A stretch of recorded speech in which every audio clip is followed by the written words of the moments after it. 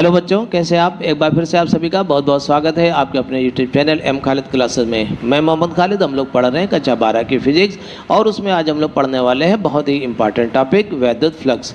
वैद्युत फ्लक्स को याद करने से ज़्यादा समझना बहुत इंपॉर्टेंट है कि वैद्युत फ्लक्स होती क्या चीज़ है।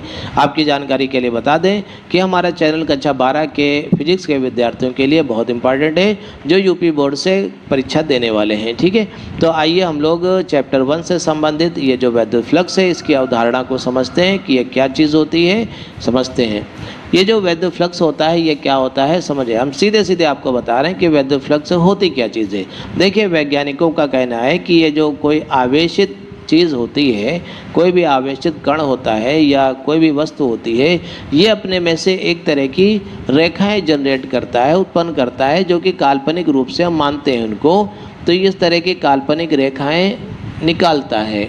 ठीक है, मान लेते हैं कि निकालता है।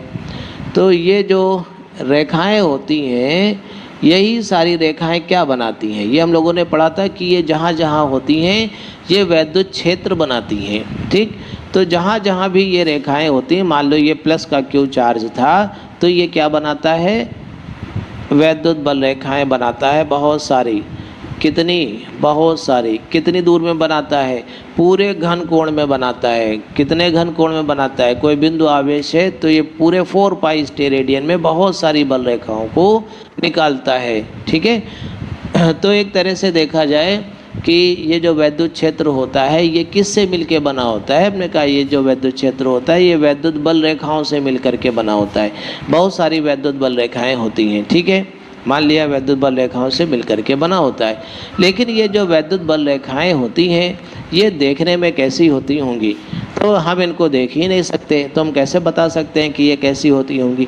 लेकिन इनके इफ़ेक्ट का, इनके प्रभाव का हम अनुभव कर सकते हैं। जैसे प्रकाश होता है, हमको प्रकाश दिखाई नहीं देता लेकिन प्रकाश का हम अनुभव कर सकते हैं। ठीक है, जैसे सोच लीजिए कि बहुत छोटा सा जुगनू है, वो जब धूप से जलता है तो जब जलता है तो बहुत सारी लाइट हर तरफ निकालता है, अपने चारों तरफ निकालता है। ठीक है, 4 पाई स्टेरेडियन में लाइट को निकालता है। उसी तरह से सोचिए कि ये जो प्लस का क्यू आवेश होगा वो बहुत सारी वैद्युत बल रेखाएं अपने में से निकाल रहा होगा। ठीक है, तो ये जो वैद्युत बल रेखाएं होती हैं यही सब मिलकर के क्या बनाती हैं, वैद्युत क्षेत्र बनाती हैं। ठीक, अब देखिए ये जो रेखाएं जहाँ पर, अब ध्यान से समझिएगा, जहाँ पर रेखाएं पास पास होती हैं, जिस स्थान पर वैद्युत बल रेखाएं ये जो होती हैं पास पास होती हैं, घनी घनी होती हैं, अर्थात जहाँ पर उनकी बल रेखाओं की संख्या ज़्यादा होती है, तो हम कहते हैं कि उस स्थान पर फ्लक्स ज़्यादा है। ठीक है, क्योंकि ये वैद्युत बल रेखा है इसलिए हम उसमें नाम जोड़ देते हैं वैद्युत का। हम कहते हैं कि यहाँ पर वैद्युत फ्लक्स ज़्यादा है, अर्थात वैद्युत बल रेखाओं की संख्या वहाँ पर ज़्यादा है। और जिस स्थान पर वैद्युत क्षेत्र कम होता है, अर्थात जहाँ पर बल रेखाएं ये दूर दूर होती हैं जिस स्थान पर, तो हम कहते हैं कि यहाँ पर वैद्युत फ्लक्स कम है। तो एक तरह से वैद्युत फ्लक्स जो होती है, जो राशि मानी गई, वो राशि बल रेखाओं की संख्या की माप देता है। तो हम कह सकते हैं कि वैद्युत फ्लक्स क्या होता है। ठीक है, हम कह सकते हैं वैद्युत फ्लक्स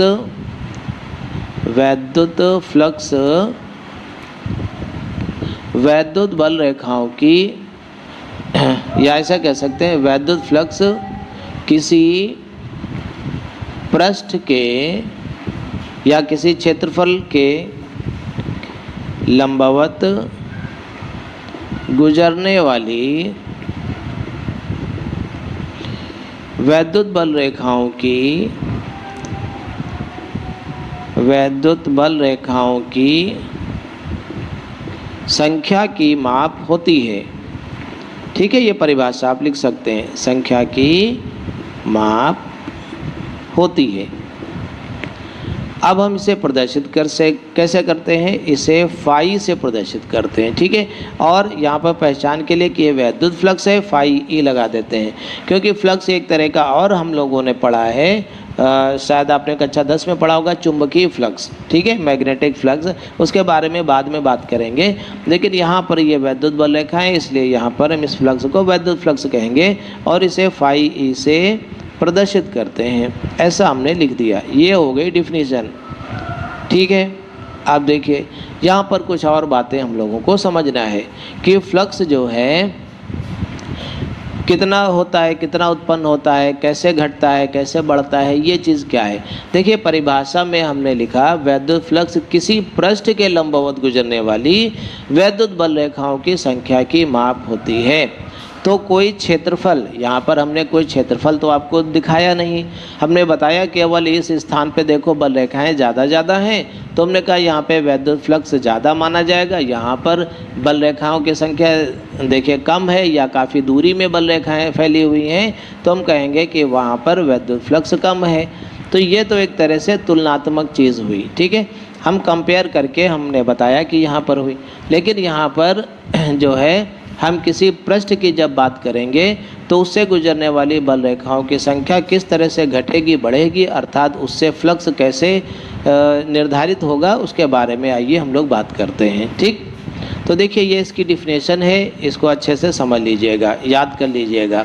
अब यहाँ पर कुछ खास चीज़ें कि वैद्युत फ्लक्स किस तरह से गुजरने वाले पृष्ठ के ऊपर डिपेंड होगा उसकी बात करते हैं हम। ठीक है, मान लेते हैं कि ये कोई क्षेत्रफल है, ठीक है, ये हमारा डस्टर है, तो ये जो डस्टर का ये वाला एरिया है, हम सपोज करते हैं कि वो एरिया ए है, ठीक है, एरिया ए है। हमने इस क्षेत्रफल को यहाँ पर रखा, तो इसमें से देखिए 3-4 बल रेखाएं गुजरेंगी, इसको इधर बढ़ा लिया तो गुजरने वाली बल रेखाओं की संख्या बढ़ जाएगी। इसको और पास इसके ले आए तो हमने देखा ज़्यादा बल रेखाएं गुजर रही हैं, और पास इसके ले आए तो इसमें से गुजरने वाली बल रेखाओं की संख्या बढ़ रही है। ठीक है, तो यहाँ से आप जितना ही इसके नज़दीक लाएंगे तो गुजरने वाली बल रेखाओं की संख्या बढ़ेगी। ठीक है, और आपने पढ़ा है कि किसी बिंदु आवेश से जितनी ही दूर चले जाएं, वैद्युत क्षेत्र की तीव्रता उतनी ही कम होती चली जाती है। तो एक तरह से देखा जाए वैद्युत फ्लक्स में और वैद्युत क्षेत्र की तीव्रता में एक संबंध होता है। तो हम क्या लिख सकते हैं, वैद्युत फ्लक्स जो होता है वैद्युत क्षेत्र की तीव्रता के अनुक्रमानुपाती होता है। चलिए आप लोग लिख लीजिएगा, ये जो फाई होता है ये समानुपाती किसके होता है, ई के, वैद्युत क्षेत्र की तीव्रता के। देखिए फिर से समझिए, अगर जो हम बात करें ए बिंदु की, बी बिंदु की, इन दोनों में से कंपेयर करें तो वैद्युत क्षेत्र की ताकत अर्थात उसकी तीव्रता ई बराबर जो कि फार्मूला होता है 1/4 पाई एप्सिलॉन नॉट Q/r²। इसकी बात करिए, इसके अनुसार यहाँ पर वैद्युत क्षेत्र की तीव्रता ज़्यादा होगी क्योंकि यहाँ पर दूरी कम है, इस स्थान पर वैद्युत क्षेत्र की तीव्रता कम होगी क्योंकि यहाँ पर दूरी ज़्यादा है।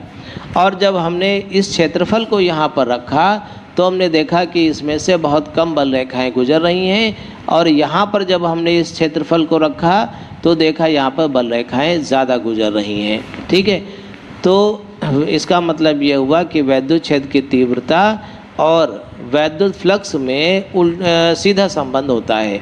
ठीक है, जहाँ पर वैद्युत क्षेत्र कम है वहाँ पर फ्लक्स भी कम है, जहाँ पर वैद्युत क्षेत्र ज़्यादा है वहाँ पर फ्लक्स भी ज़्यादा है। इसका मतलब वैद्युत क्षेत्र की तीव्रता और फ्लक्स में सीधा संबंध है, फाई समानुपाती ई। ठीक है, अच्छा दूसरी चीज़, अब देखिए हमने कहा ये क्षेत्रफल हमने यहाँ पर रखा तो इसमें से कुछ बल रेखाएं गुजरी। अगर जो हम यहाँ पर ये वाला क्षेत्रफल रख दें, ऐसे क्षेत्रफल की वैल्यू बढ़ा दें, तो आप समझ सकते हैं इसमें से ज़्यादा बल रेखाएं गुजरेंगी। तो ये जो फ्लक्स होता है ये डिपेंड करता है इस क्षेत्रफल के ऊपर भी डिपेंड करता है, अर्थात हम लिख सकते हैं जो फाई ई होता है वो समानुपाती होता है एरिया के, क्षेत्रफल के ऊपर भी निर्भर करता है। क्षेत्रफल का मान बढ़ा देंगे तो गुजरने वाली बल रेखाओं की संख्या भी उसमें से बढ़ जाएगी, तो फाई ई समानुपाती ई के। ठीक है, सॉरी ए के, क्षेत्रफल ए के। एक चीज़ पर और ये फ्लक्स डिपेंड करता है, वो किस पे डिपेंड करता है उसको ध्यान से समझिएगा। क्षेत्रफल के ऊपर हो गया, वैद्युत क्षेत्र की तीव्रता के ऊपर हो गया। अब देखिए किसके ऊपर डिपेंड करता है, ये मान लो क्षेत्रफल है। अब अगर जो हमने इस क्षेत्रफल को ऐसे तिरछा कर दिया, ऐसे कर दिया, ऐसे कर दिया, ऐसे कर दिया, ऐसे कर दिया, इस समय इसमें से कोई बल रेखा नहीं गुजर रही है, समझिएगा। इस क्षेत्रफल से कोई बल रेखा नहीं गुजर रही है, क्योंकि हमने इसको तिरछा कर दिया। और जैसे जैसे हम इसको ऐसे लाएंगे, ऐसे रखेंगे, जितना ही इन बल रेखाओं के लंबवत ये होगा, एकदम ये पृष्ठ जब लंबवत हो जाएगा तो उस समय सबसे ज़्यादा बल रेखाएं गुजरेंगी। ध्यान रखिएगा, हमारे शब्दों पे गौर करिए। ये जो क्षेत्रफल है, अगर जो इन बल रेखाओं की संख्या के एकदम लंबवत होगा तो ऐसी कंडीशन में वैद्युत बल रेखाएं इसमें से बहुत ज़्यादा गुजरेंगी, अर्थात उस समय फ्लक्स अधिकतम होगा। जैसे जैसे हम इसको तिरछा करते चले जाएंगे, तिरछा करते चले जाएंगे, जब ये ऐसे हो जाएगा तो उस समय फ्लक्स कम से कम होगा, इसमें से गुजरने वाली वैद्युत बल रेखाओं की संख्या 0 हो जाएगी। ठीक है, देखिए अब हम इस चित्र को हटा करके दूसरे प्रकार से चित्र को बनाते हैं और आपको समझा रहे हैं। देखिए, ये सपोज कीजिए कोई क्षेत्रफल है ए, ठीक है, और ये वैद्युत बल रेखाएं इसमें से ऐसे गुजर रही हैं, ये वैद्युत बल रेखा ऐसे गुजर रही हैं, ये ई है। ठीक है, अब देखिए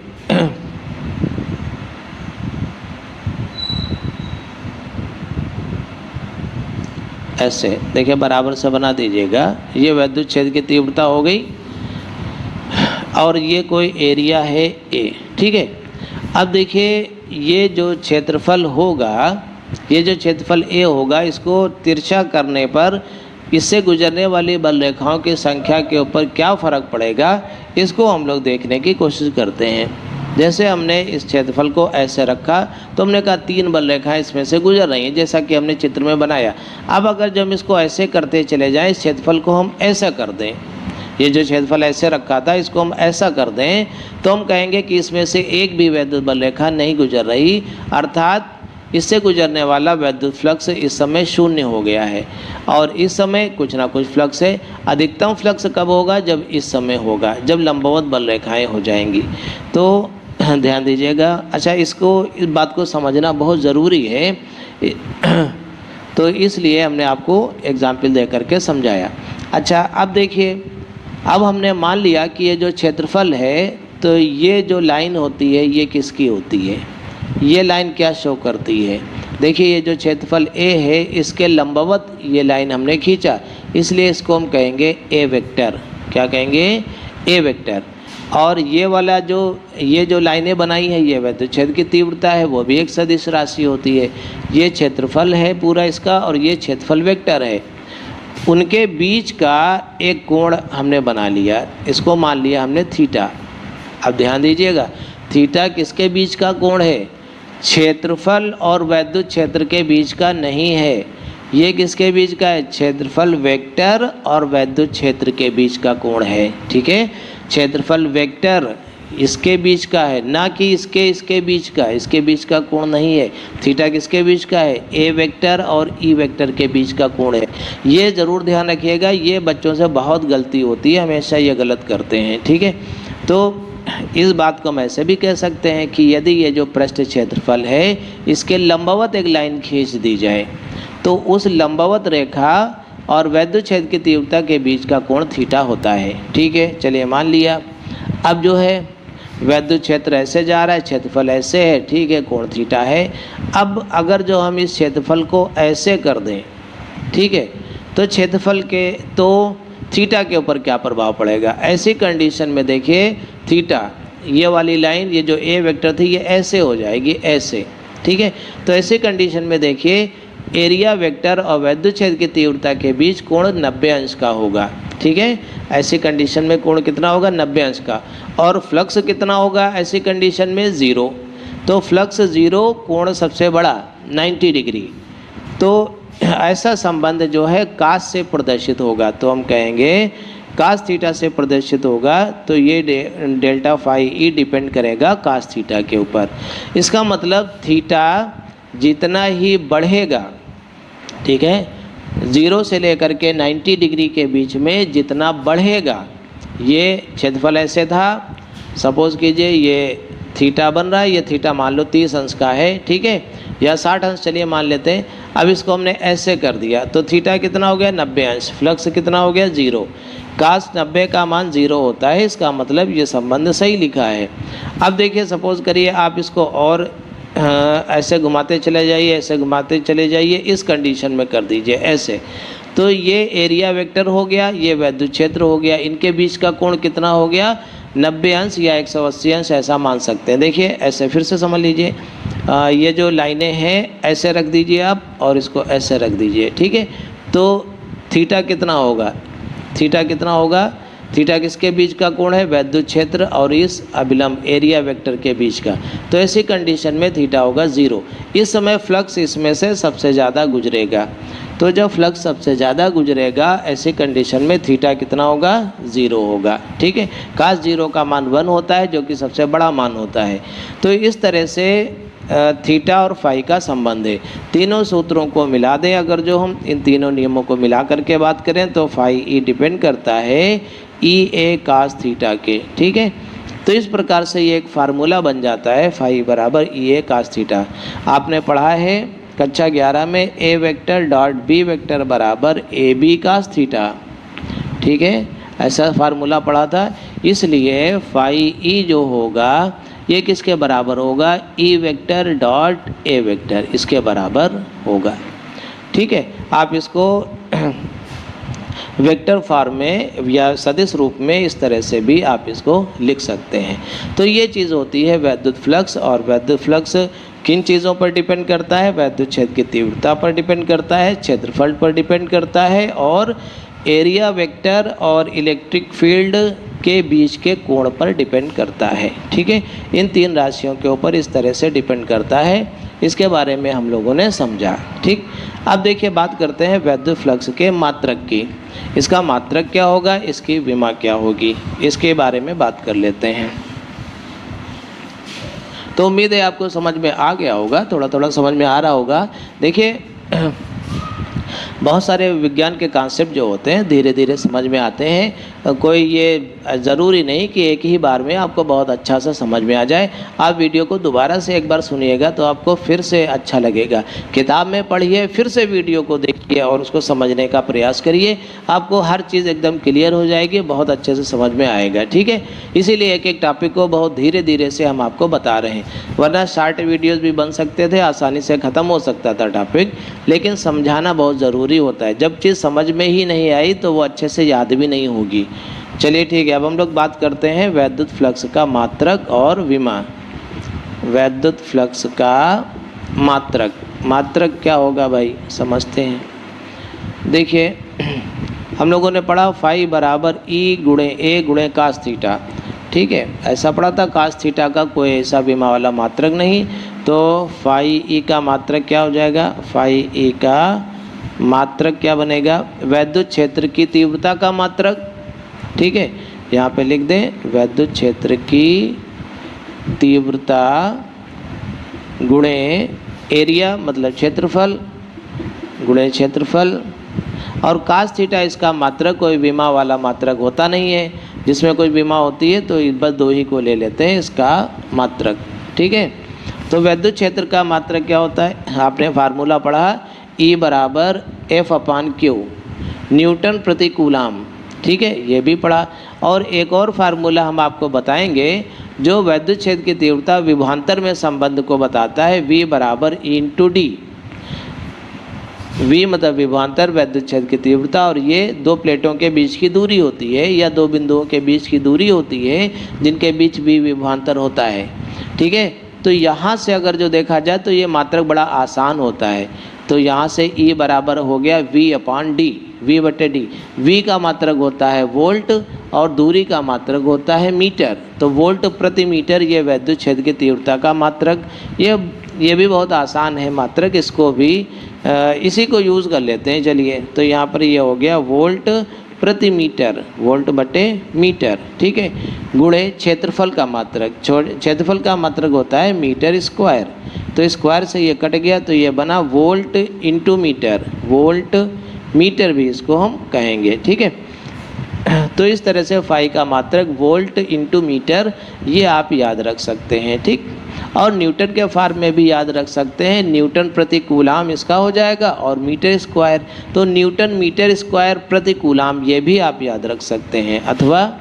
अथवा क्या बनेगा देख लीजिए, विद्युत क्षेत्र की तीव्रता का न्यूटन प्रति कूलाम होता है, न्यूटन प्रति कूलाम और गुणे इसका क्या हो गया मीटर स्क्वायर, तो ये क्या बना न्यूटन मीटर स्क्वायर प्रति कूलाम, ये भी आप लिख सकते हैं। ठीक है, तो दोनों में से कोई भी मात्रक आप याद रखेंगे, थोड़ा ध्यान रखेंगे। मात्रक देखिए याद नहीं रहते अच्छे से, तो आप फार्मूला याद रखिए, उसी से मात्रक निकालने की कोशिश करिएगा।